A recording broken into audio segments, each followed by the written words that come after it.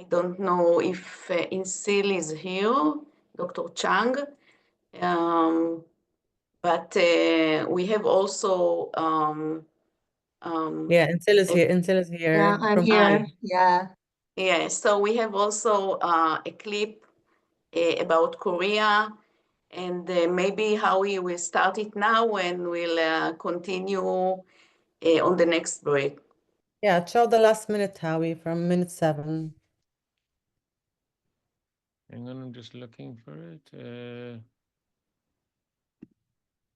I'll forward it to you again. Yeah, please. Oh, it's just- I've got it. Yeah.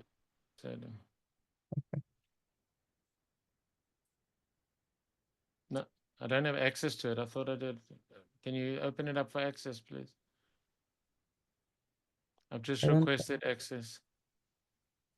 No, the video? Yeah.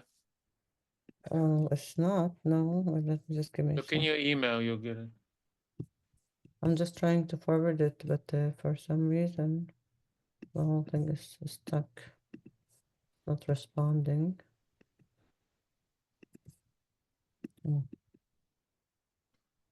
So maybe just before we start to tell you that there is going to be constant translation, interpretation. If the session is in Arabic, you'll hear translation to Hebrew. If the session is in Hebrew, you'll hear translation into English. And you click it by clicking on the interpretation button at the bottom and choose your language that you want. Howie, let's show it at the end of the. Okay, but did you get my email? The thing is that my computer is stuck. I just need I to. requested it.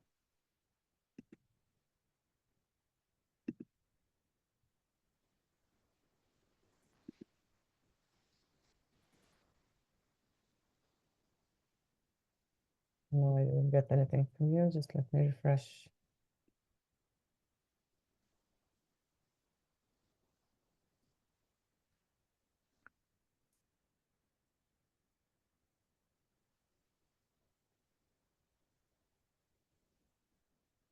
Okay, on my clock, it's 12 o'clock. Yeah, it's there, but we can just show the last minute at the end. Okay, let's start. Mary, Asma, and Elaine, would you like to start? Yes, I will. I will start. It will be in 3 languages. So I will start. I have echo. No, we lost you. We can't hear you. I just say that I will start in Hebrew. So please try your translation option. And then Asma will speak in Arabic. So you will be able to hear Arabic or to hear the translation. And then Elaine will speak in English. So the 3 of us, I will switch to Hebrew. אילן, אסמה ואני הקמנו לפני שנה את מרכז טק, ואנחנו שמחות לפתוח בפעם ה-15, 16, את היום המקוון, וכל אחת תגיד מילים שעל ליבה. אני בטוחה שנחזור כמעט על אותם דברים, אבל קצת שונה. אז שלום לכולם, אני פרופסור מירי שנפלד, ביתה של חווה קרופר, זיכרונה לברכה, ששוחררה מאושוויץ בדיוק לפני 80 שנה. המציאות העולמית מזכירה לנו תקופות שבה אנשים התייחסו לאנשים אחרים כחרקים שצריך להוציא אותם להורג. ואלה מילים שנשמעות היום במקומות שונים בעולם. ודווקא היום חובה על כולנו להצטרף ולשנות את העולם. אני שמחה לפתוח את החלק השני של היום הבינלאומי בנושא כשירות תרבותית. יום זה נערך במשך 15 שנה על ידי מרכז טק והשותפים הנפלאים שלנו ממשרד החינוך והארגונים החברתיים והארגונים הבינלאומיים שנמצאים כאן ומיד ידברו IAIE, NAME ו-CAME. יום זה מציין את היום הבינלאומי למאבק בגזענות, שהוקדם השנה בשל הרמדאן. מרכז טק הוקם לפני 20 שנה על מנת לשנות את המציאות, לפחות בתחום החינוך בישראל, והיום אנחנו חלק מרשת גדולה של ארגונים בינלאומיים שדבקים בתקווה לשוויון בין אנשים ברחבי העולם. היום מרכז טק מהווה חלק אינטגרלי ממכון מופת, והכנס נערך על ידיו. אנו קוראים מכאן לכולם להצטרף לאלפי תלמידים שראינו אותם בבוקר, סטודנטים, מרצים, חוקרים ואנשי הארגונים האזרחיים שמקווים לעשות עולם טוב יותר. המפתח לכך הוא כשירות תרבותית של מורים, ובזה נעסוק היום. בבוקר הופיעו בתי ספר,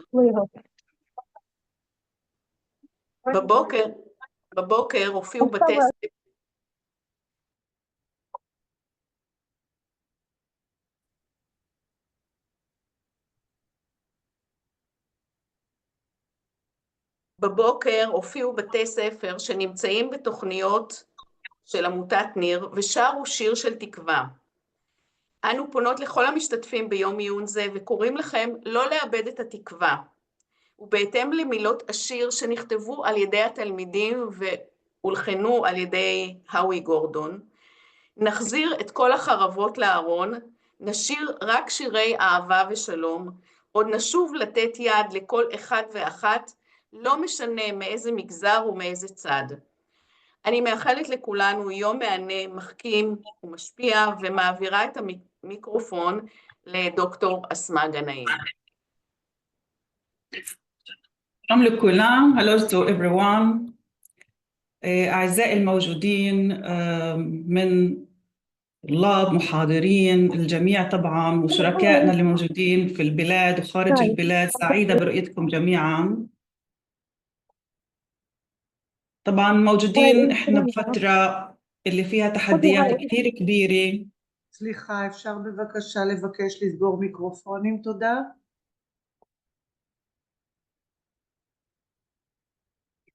موجودين في فترة عالمية للأسف الشديد فيها بتواجه كثير ناس العنصرية، العنف، الكراهية، وللأسف الشديد يعني لازم نحمي إنسانيتنا وإيماننا بالمساواة والعدالة والإنسانية كحق لكل الناس، كحق للجميع بدون أي تمييز.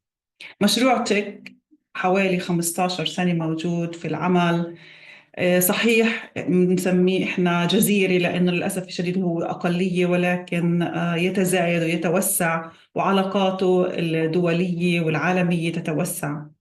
وبتأمل إحنا كمان كمجتمع عربي في البلاد إنه نحصل على المساواة والعدالة اللي هي أيضا من حقنا واللي هي منتقصة لا زالت في عالمنا وفي عصرنا، وفترة اللي هي بالفعل صعبة أيضا علينا. بتأمل إنه إلكم يكون وإلنا مؤتمر وأفكار ومشاريع اللي نحاول نأخذ المجتمع إن كان في البلاد وإن كان في العالم لمحل أحسن، وأنا أؤمن إنه لا يمكن نتقدم لمحل أفضل بدون مساواة، بدون عدل، بدون إنسانية للجميع متساوية. شكرا لكم and I move the microphone to my friend Elaine Hotter.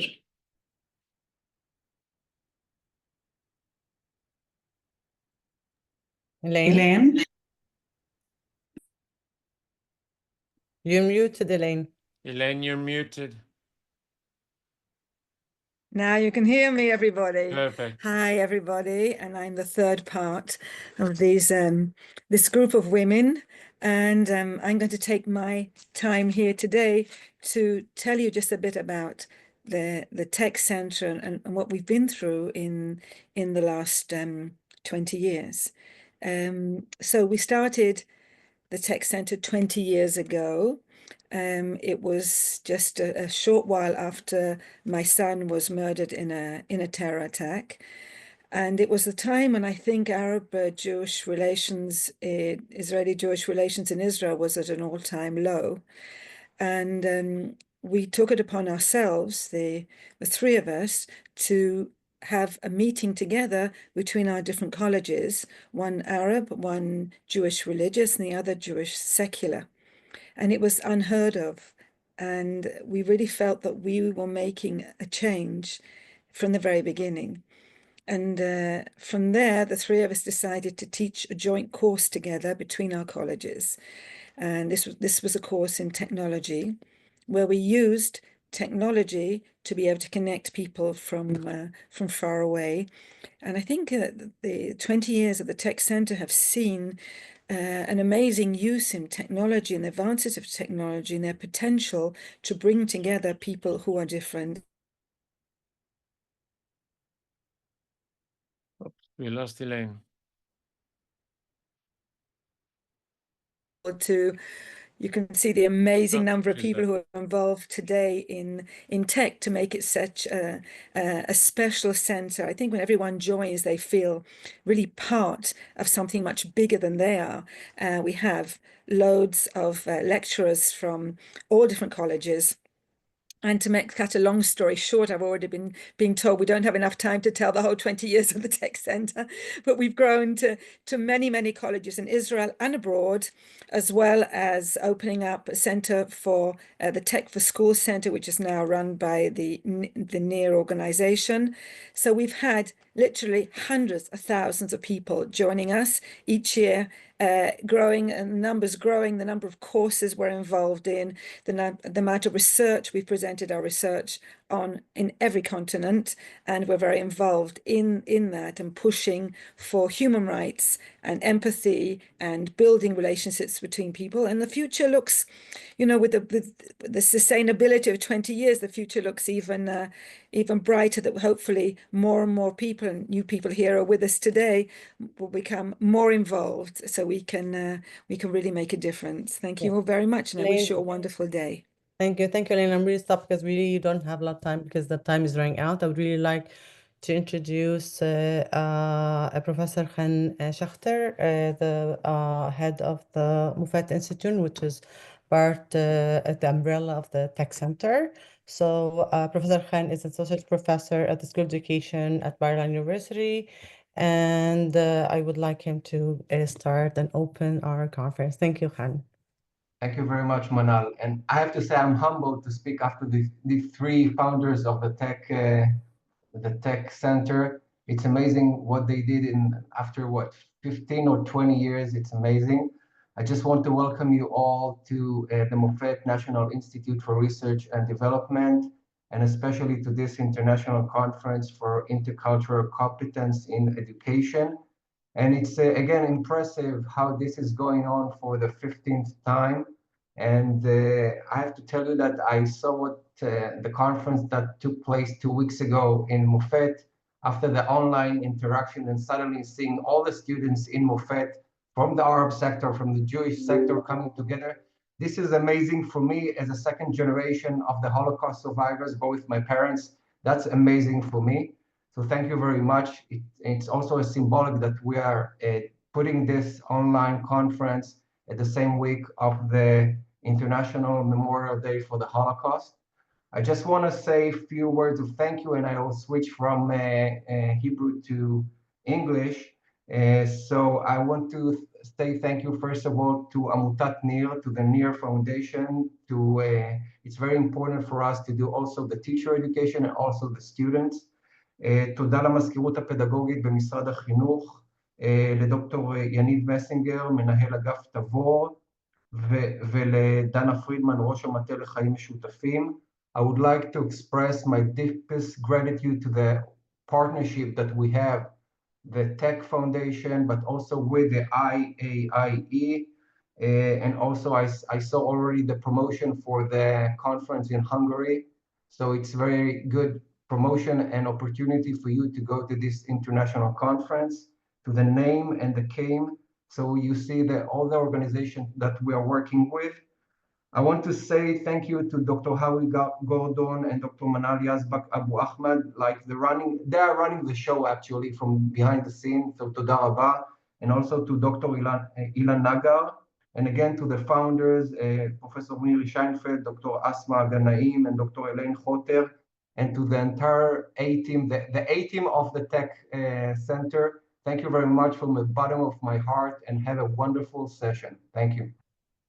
Thank you, Professor Khan, and really, we really appreciate your support. And I really like. I know that we're running, time. Usually, when this things happens, we're really out of time. So I just am not going to talk a lot. I'm just going to greet our distinguished guests, and to really say how an honor it is for us to really welcome all these partnerships from all around the world.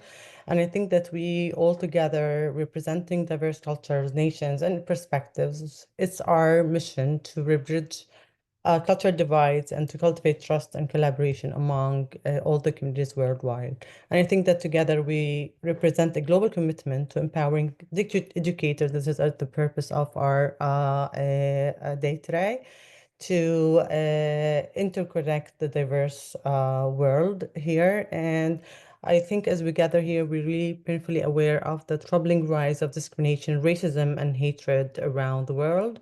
And these forces really threaten not only the harmony of our societies, but also the very purpose of education. And I don't know why my video suddenly stopped. Wait. Okay. So I think that You can see you. Yeah. As educators, I think the educators are not only conveyors of knowledge, but also builders of bridges, champions of empathy, and guides toward a more inclusive future. And I think the intercultural complex, which is the topic of today, is the key to this future. It equips educators to address the complexity of today's classroom, to minimize bias, to foster global awareness, and to ensure that every student feels seen, heard, and valued.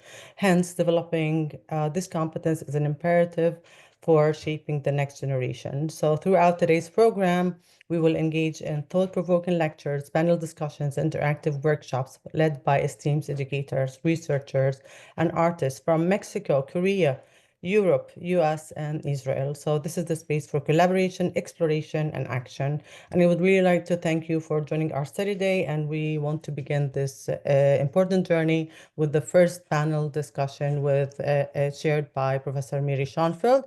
One last note that if anyone would like to receive a participation letter, I'm going to put in the form that you have to fill. If you're interested to get a participation letter, just please fill in the form at the end of the day.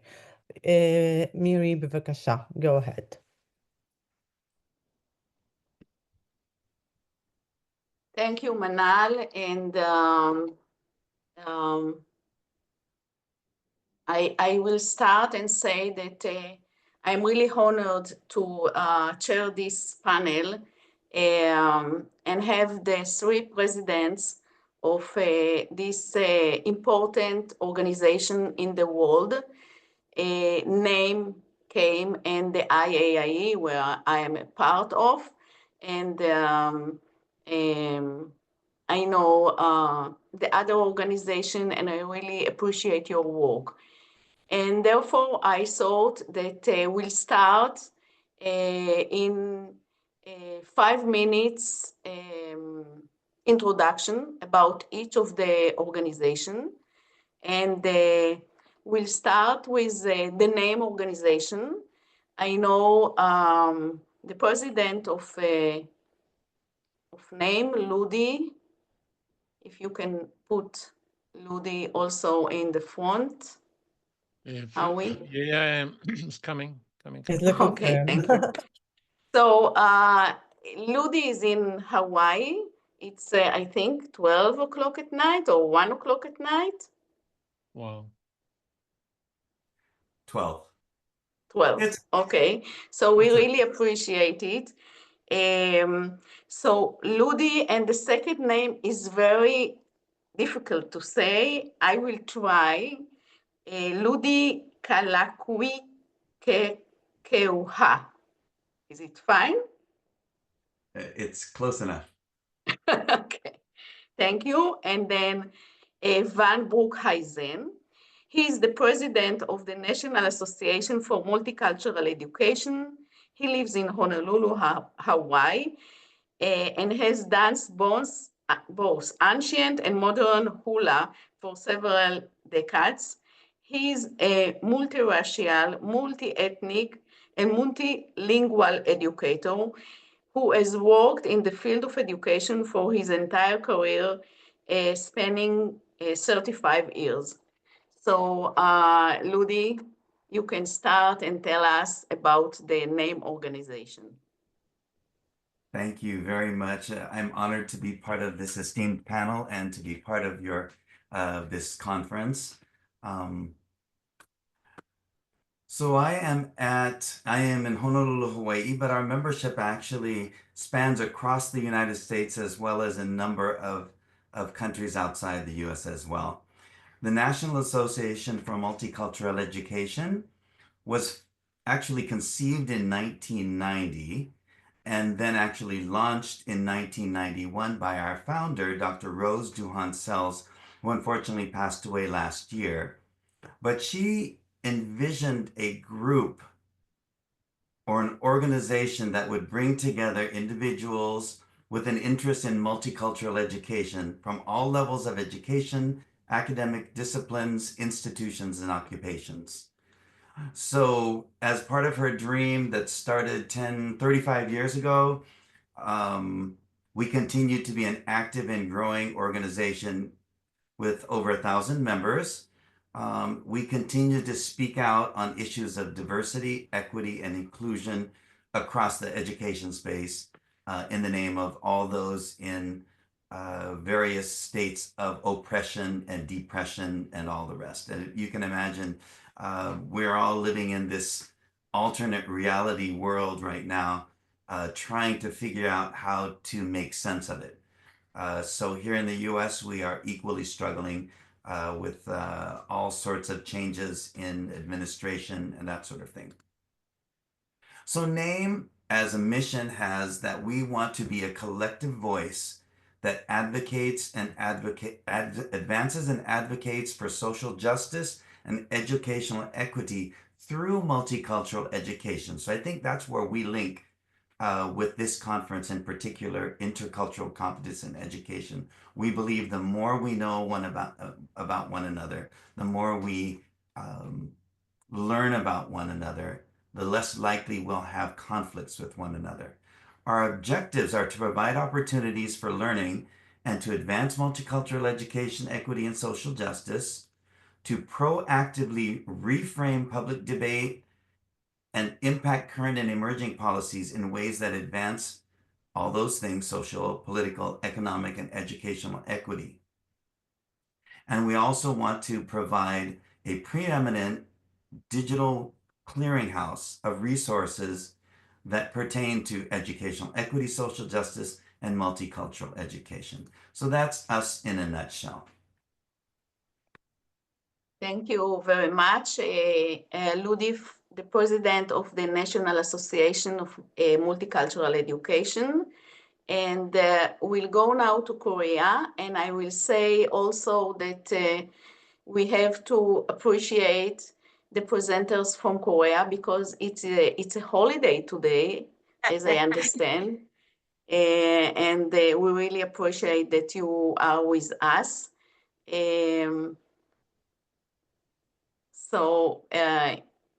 Yeah. So thank you. And Dr. Chang In-sil, the president of the Korean Association for Multicultural Education. She's a professor at Jeongi National University. Yeah, okay, thank you.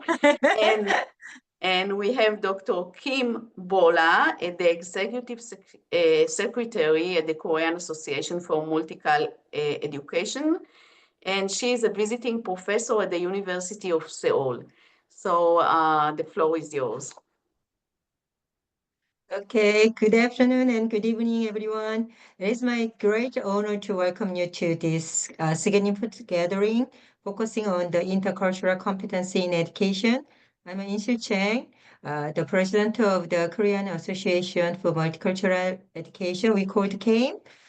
KAME also has always stood for educational equity, respect, and celebration the diversity and I think today's event reflects those values profoundly. KAME also will hold on international conference on May 3rd and 31, 2025, under the theme of the Bridging Cultures. I hope you can come and enjoy the conference and experience Korean culture. Bora Kim, the Executive Secretary of the CAIM, will tell you the specific story about the CAIM. I hope everyone will be inspired experience through this conference. Thanks. Bora, yeah. Thank you for the introduction, Dr. Chang. And so now I'm going to introduce a little about the CAIM. She already mentioned about the our 2025 CAIM International Conference. So hello everyone, I'm Bora Kim, Executive Secretary of CAIM and visiting professor at the University of Seoul. It's very nice to meet you virtually. So this association is dedicated to advancing academic development in the field of multicultural education through rigorous research and various activities. One of the core missions of the association is to eliminate all forms of education and discrimination, as Tech did with the technology and disadvantage, whether based on the gender, class, race, religion, or any other factors. By doing so, it ensures that every member of Korean society especially can enjoy equal educational opportunities and benefits.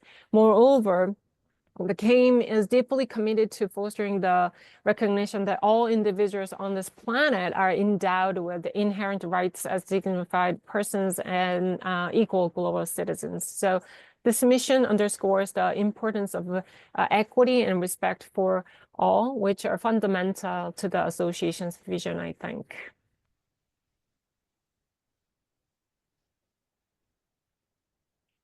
Is this okay? Or because I'm very sensitive about the timeline, or do I have a more chance to introduce? Yeah, you can take 2 minutes, yeah. 2 minutes, 2 more minutes, all right. Two more slides. Okay. So as you can see on the screen, so in 2024, we hosted an international conference themed Embracing Diversity, Reimagining Multicultural Education in the Age of Artificial Intelligence, especially. This event brought together over 400 presenters and participants from approximately 19 countries, fostering meaningful discussion and the invaluable networking opportunities. As we mentioned about the intercultural competences at CAIM, we recognize the intercultural competence is not just about learning other cultures, it is about understanding shared histories and fostering mutual respect, working toward a more inclusive and just society. Throughout the history, as the other founders said, that the Holocaust remains one of the humanity's darkest tragedies, where millions of Jewish lives were lost due to systematic racial persecution. But similarly, Koreans have a collective memory of Japanese colonial era marked by effort to erase Korean language, identity, and heritage. And still a bit of it, very political discussions are going on this one, and it's kind of a residue in as a scar. So intercultural competence in the base of those kind of painful history is even more advanced our multicultural societies and the multicultural education, I think. Thank you. Thank you very much. And if you can stop the share, and we'll move to the IAIE, the International Association for Intercultural Education. Barry Van Driel is the president, and I had the honor to work with him the last 3 years as the Secretary General of the organization, and now the Vice President. So Barry, the floor is yours. Thanks, Mary. Just a minute, I have some words about you.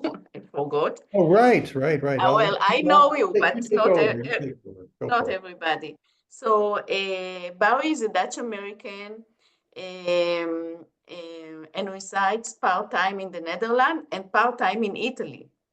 His next challenge being to learn decent Italian and become a better global citizen. He is a social psychologist by training and was responsible for international curriculum development and teacher education at the Anna Frank House for 27 years. He is the president of the IAIE, and Senior Editor-in-Chief of the IAE Journal Intercultural Education. So a lot more about Barry, but we'll start to talk about the IAE.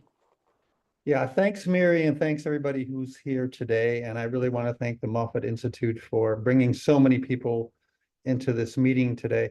Looking at Ludi here, Ludi and I discovered very recently that we both speak Dutch, which I think says something about colonialism, although I think our ancestors were maybe on the different sides of that equation in the past. The IAE, International Association Intercultural Education, basically came into existence around 1983, 1984.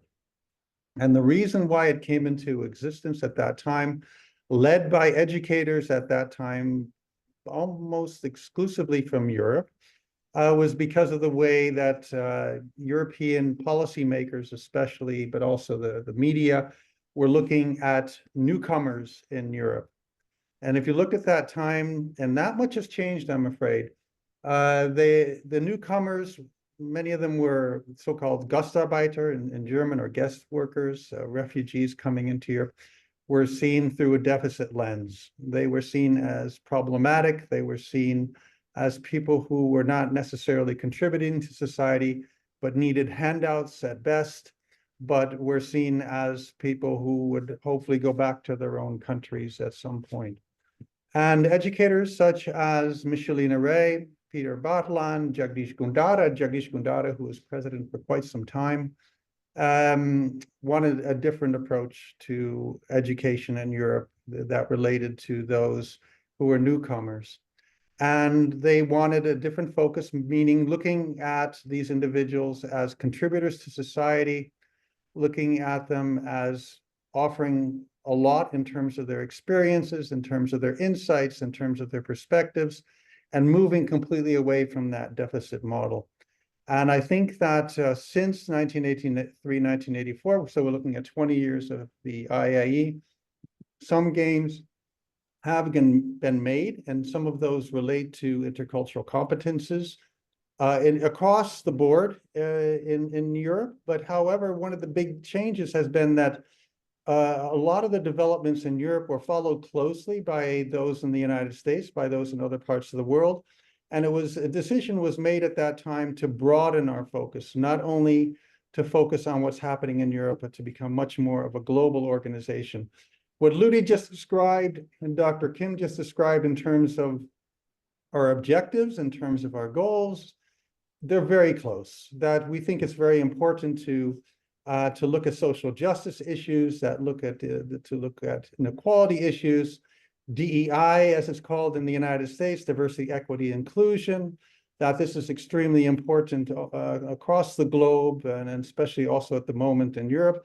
I also want to echo the concerns, the political concerns. Ludi mentioned this already, that we're seeing our society sliding towards much more intolerance, the threat of war, and of course there are wars around the globe, and I'll get to that in my final contribution this morning. What do we do as the IE is our basic tool that we use to a great extent is the journal that was just mentioned by Viri in your introduction, the journal Intercultural Education, which focuses on research, but also on inspiring practices in the field of intercultural and multicultural education, which also I think includes human rights education and linguistic education or bilingual education. The journal started, if we go back about 20 years, 2 times a year, but there's been so much interest in the journal that it's now 6 times a year. And then during the break, we'll have a slide up so people can see how they can actually contribute to the journal. So we appear 6 times a year, and the contributions are from around the globe. As I mentioned, research, but also research notes, very short articles, reflection pieces, inspiring practices. And as the other organizations do, such as CAME and NAME, and we see them as our brothers and sisters, right? We organized a conference. Initially, some 10 years ago, we said, no, it's so much work to organize these conferences. Let's do it every other year.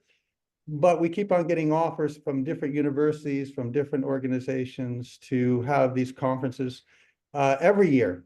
Most of those are in Europe, but we have had conferences elsewhere on the globe. So we've also had conferences in Mexico, and we've had conferences in Australia, not yet in the United States, maybe not yet in Korea, although we've always collaborated with Name and Came. So maybe there's an opportunity to actually do something more jointly in the future, because many of our members are from around the world, including the United States and from Asia.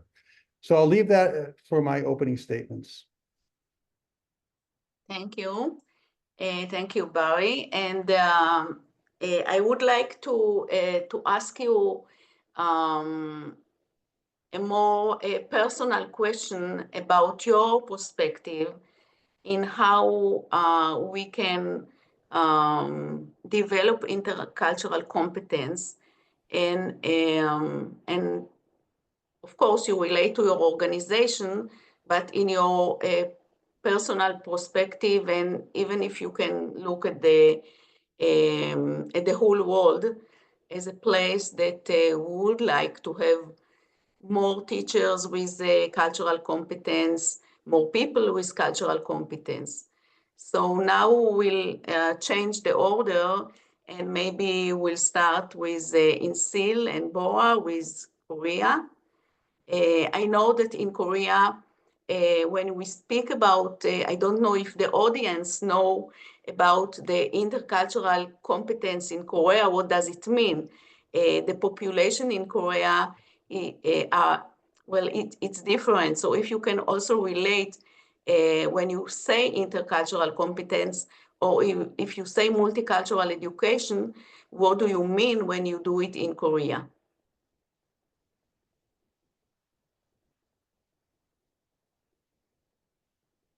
You're muted. Insil, you are muted.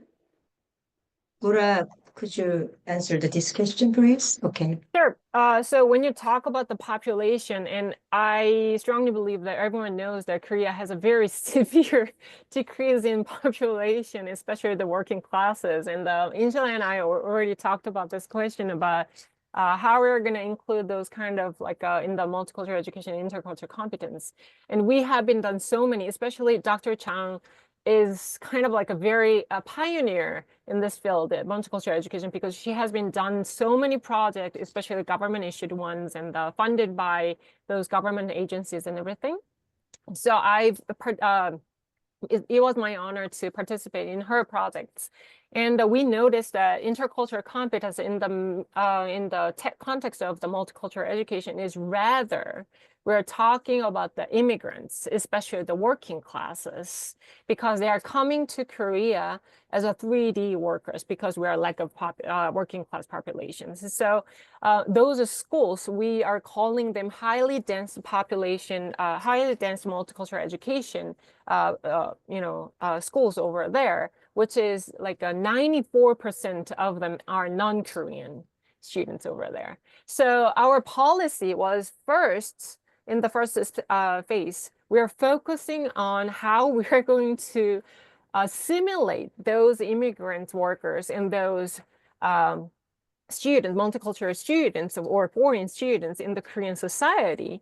And now we are changing in the second stage how we are going to foster their characteristics, their originalities, and their national backgrounds and then cultural backgrounds in the context of Korea. And while doing so, we're focusing on the minority Koreans in those schools, because 8% of the Korean students are there, or 7%, like less than 10% Koreans are there, and they're kind of like marginalized in the Korean education system even. So if I'm going to talk about the intercultural competence in those settings, I would say that it is important to recognize what is going on and understand how we're going to apply this in the education practices, not just in the theory, but in the practice of education. So intercultural competence, I strongly believe that it starts with the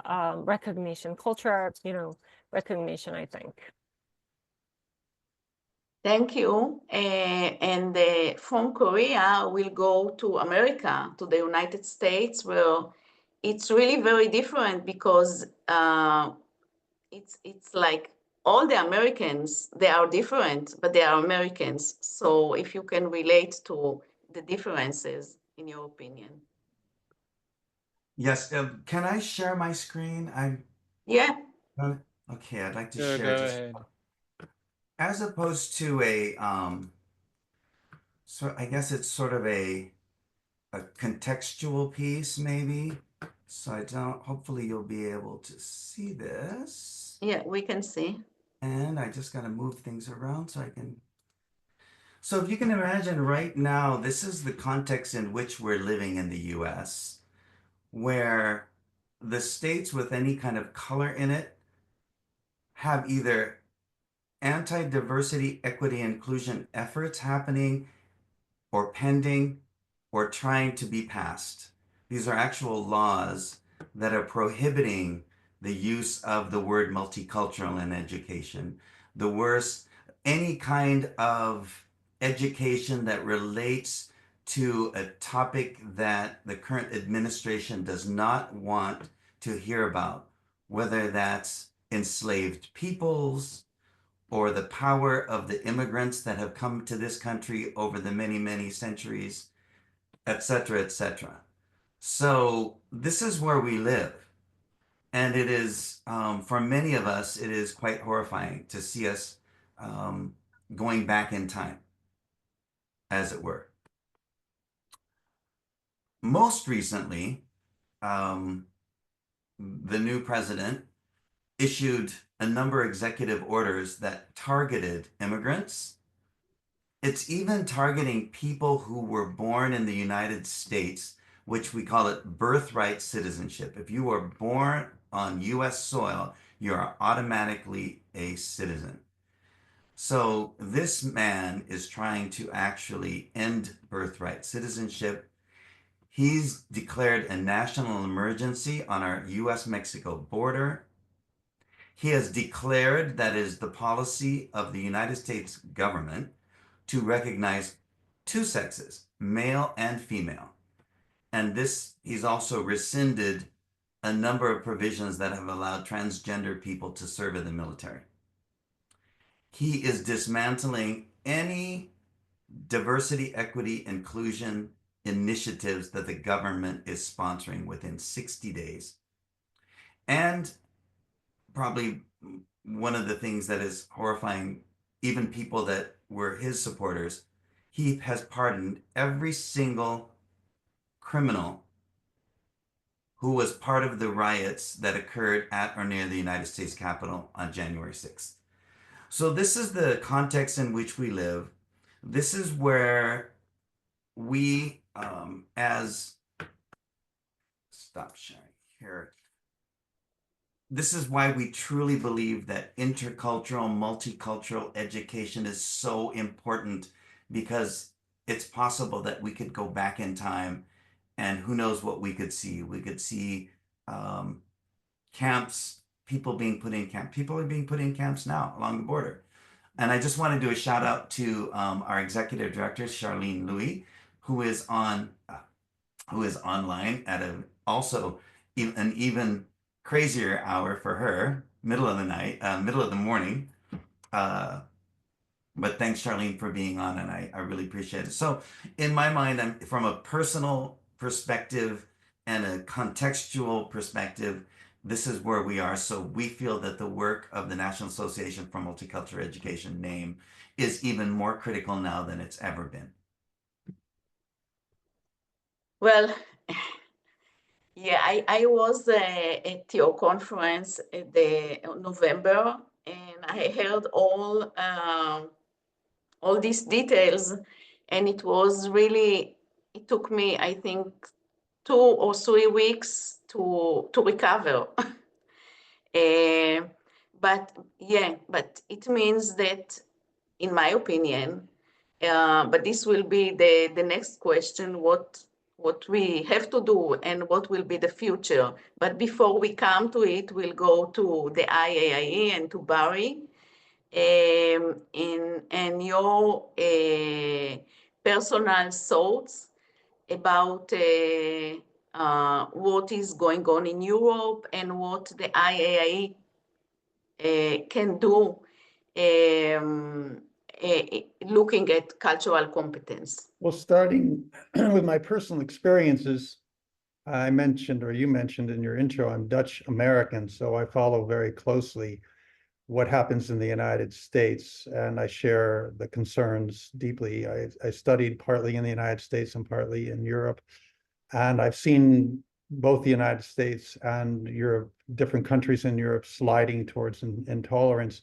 And of course, Donald Trump has certain people that he is very close to in Europe, Viktor Orban and Hungary, and these are the least tolerant people in Europe. They're in touch with each other.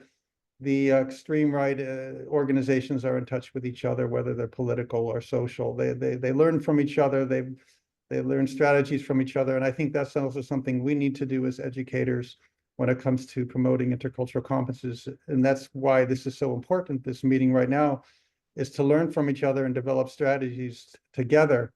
I think that when it comes to what we're seeing in Europe at the moment is that there are different developments. I mean, I work with the European Commission, and I'm part of the working group on, and the IE is informing the European Commission on issues relating to intercultural competence.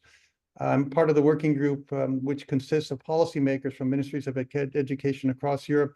And I'm seeing as well among these policymakers that come from the education ministries that they are also very concerned about what they're seeing in their own countries. These are not political appointees for the most part. They're seeing their societies become less tolerant. They're seeing their budgets being diminished, and they see less opportunities to promote this. However, the European Commission, I think we're lucky in Europe to have these different European ministries of education in this working group. And I'm part of that, like I said, who emphasize the importance of intercultural competence, who emphasize the importance of inclusive education, of bilingual education. So there is still at that level of the European Commission, the promotion of these kinds of values. They call them, values and European values, which focus very much on human rights and democracy and inclusion. So we're fortunate in that way. The IE itself, we make it a priority during our conferences and in the journal Intercultural Education to focus on intercultural competence. So it's always a strand within our conferences, and there are multiple presentations that focus on intercultural competence, including the upcoming conference in Budapest, which will take place in June. And also in the journal, many articles that focus on intercultural competences. And if people would like to publish something in the journal, that can be research on this issue, can also be inspiring practices. We'd like to highlight inspiring practices that deal with intercultural competence. So, but I think we're all noticing the same shift. We're noticing the strategy on the part of the extreme right to try to push this to the background, or to eliminate what the gains that we've made over the past 30, 40 years, despite all the research showing that if you look at schools in the education sector, that it's had a huge impact, positive impact on what's happening in schools, and that teachers still feel a little bit uncertain about their skill set and how to deal with the diversity in society and in their classrooms, in their schools, because this diversity is not going to become less. This diversity is increasing, especially we're talking about Europe and European classrooms. With the global climate crisis and the kinds of refugees that are coming to Europe at the moment because of that global climate crisis and the conflicts around the world, these classrooms are becoming more diverse. And teachers, unfortunately, still lack those kinds of skills. Thank you. And yeah, I think that your call to work together is very important. My perspective, looking at what's going on in the world, is that something is happening also to people, because there is a fear that all these presidents and can control and get more power from this fear of people And the fear is from, in one side, from diversity and people that they don't know, different languages, different cultures, but also something else is going in our world, and we know that technology and especially AI is changing the world, and the AI is also, it can control our knowledge, our opinions, our attitudes, and in one side, technology can help us to translate and do things together, even if we speak different languages. Let's look what's happening here. We speak in different languages and we can be together and understand each other. And we are together in different places, but we are together. But on the other hand, we know that there are a lot of, let's say, cultural misunderstanding and things that sometimes we even don't know who control them, that can change our opinion. So the last question is what, and like, think, it's your perspective. What do you think will happen in the future? Future is very close in, let's say, the next 5 years to intercultural education, multicultural education. Is it going to change? What will happen with this, all these changes? So now we'll start with Barry. Well, I mentioned in my opening statements, thanks for the question, Mary, that I want to become a better global citizen. And I think that one of the things that needs to happen on the part of the IIE, and I think also the Western world, is that we need to listen more to other parts of the world. So, for instance, I think that it's important to go back to Paulo Freire and his work from Brazil. It's important to think about Confucianism and learn the lessons from Confucianism and Ubuntu in Africa, and integrate that more into our work within the West and within the IE as well. I don't think those voices have been heard enough. A lot of those voices are slightly different. The perspectives are slightly different. I think they can really have an impact on how we view the world and how we view our societies. Those kinds of views from, at least from Europe, from the outside, are very important. And I think that collaboration is also important because we get those different perspectives. One of my concerns in terms of the future is I like to follow surveys very closely, and like these mock elections that they do among young people, 14, 15, 16-year-olds, and where they stand on political issues. And I know that's also the case in Israel. I know that's the case in Europe, that even among the 14, 15, 16-year-olds, and we as educators are working with schools, right, where we have 14, 15, 16-year-olds, that we see their attitudes shifting to the right, to intolerance. So in a certain way, I feel maybe myself and maybe some of us have not done a good enough job reaching some of these young people. So maybe we're not targeting the right people, not targeting the right schools. Because I don't think that should happen. And it upsets me to see young people, like I said, 14, 15, 16, becoming less tolerant in their attitudes. I think that also so we need to address that. And I think the last thing I want to say is that given the conflicts around the world, there's so many at the moment, that I think we need to integrate human rights education, but also peace education into our work in intercultural education. And there's not enough of that. And I'm hoping that peace education component can be integrated, at least for the IE, in our conferences, and it has been to a certain extent, and also in the journal. Thank you. And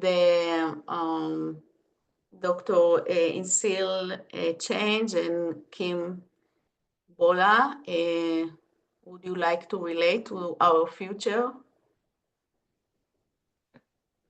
Tell I sent the message. Okay, so all right, what's going on? So as Dr. Barry mentioned about the journals and the researches. Actually, we do have 2 different journal articles right now, and I want to introduce that. So first, we have Multicultural Education Studies, MES, which is indexed in the Korean Citation Index. This journal serves as a vital platform for scholars and education practitioners. So the CAIM actually already included so many education practitioners and teachers in the field, and we do have special sessions for them.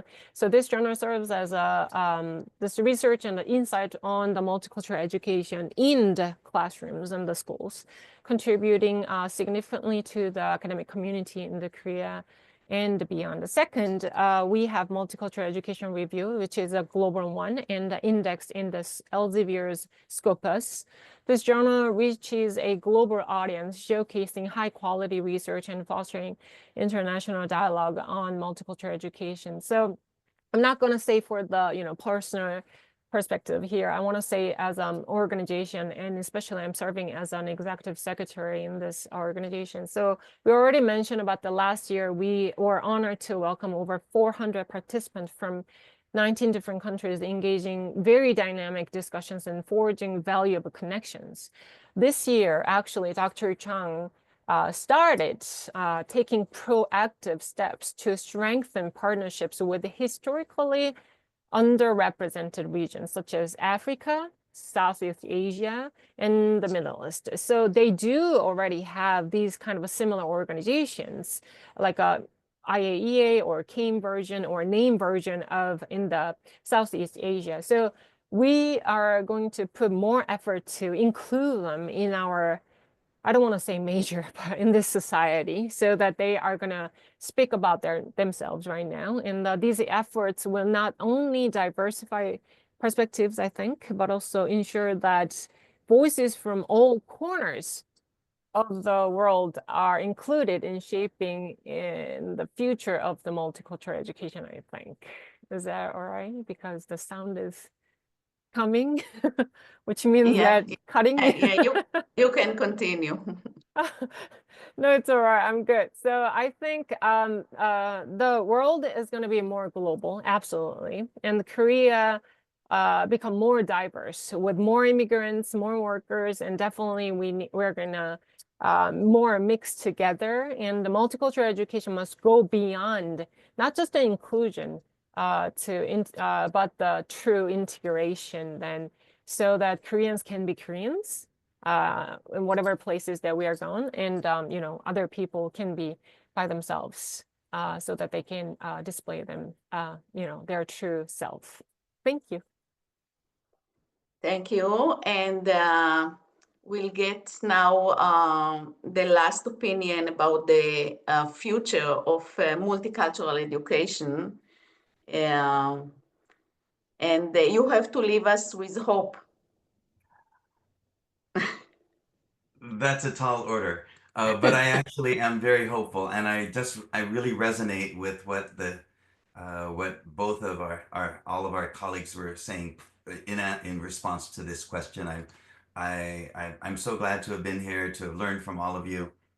Miri, when you came to name, I think you felt a different space, a safe space, and it didn't matter what your origin was, what your ethnicity was, what language you spoke, what race you were, your LGBTQ plus status, it didn't matter. We bring, and we call ourselves NAME as multicultural, because I think we really are one of the few organizations in the US that bring everything together and everyone together. So all the isms and all the other things that that separate people, we fight against those things as NAME. So that's sort of the hopeful part. I think that our space at NAME is that hopeful space. You mentioned AI, and I just want to say really quickly something about AI, because I've been doing a little bit of reading, but it's actually the inherent racism of AI. AI does not recognize certain types of people with certain types of features. And so you can imagine what that does to an entire group of people in itself to just be excluded, right? Oh, it doesn't work for me, but it works for certain other types of people. So to me, those are things that we have to kind of think about and keep track of, number one.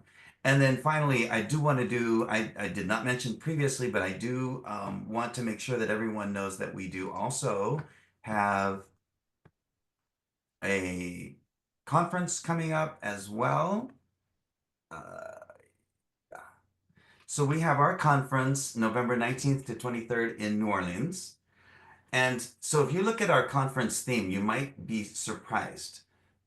We deliberately did not use the word diversity, multicultural, equity, any of those words, because anyone who's coming from a university in Texas, Tennessee, Florida, you name a couple states, they would not be funded to come to our conference if it had any word associated with these concepts.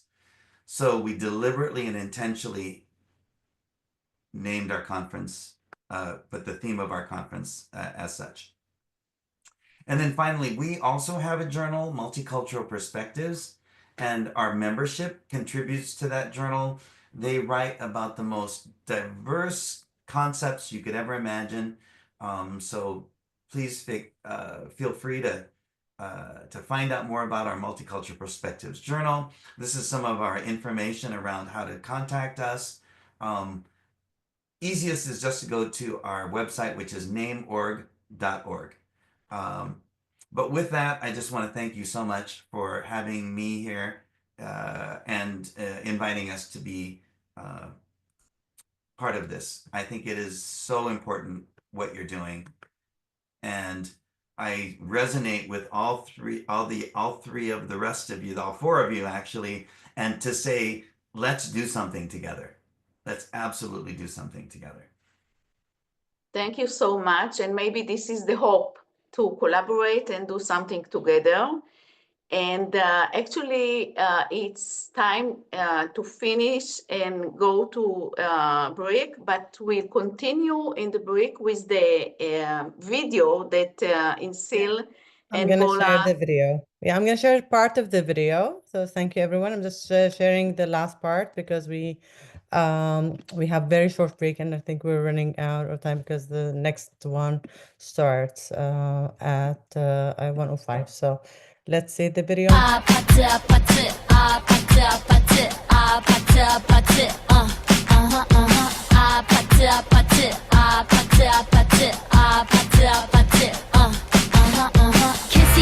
Kissy face sent to your phone, but I'm trying to kiss your lips for real.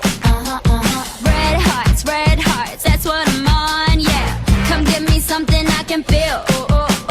Don't you want me like I want you, baby? Don't you need me like I need you now? Sleep tomorrow, but tonight go crazy. All you gotta do is just meet me at the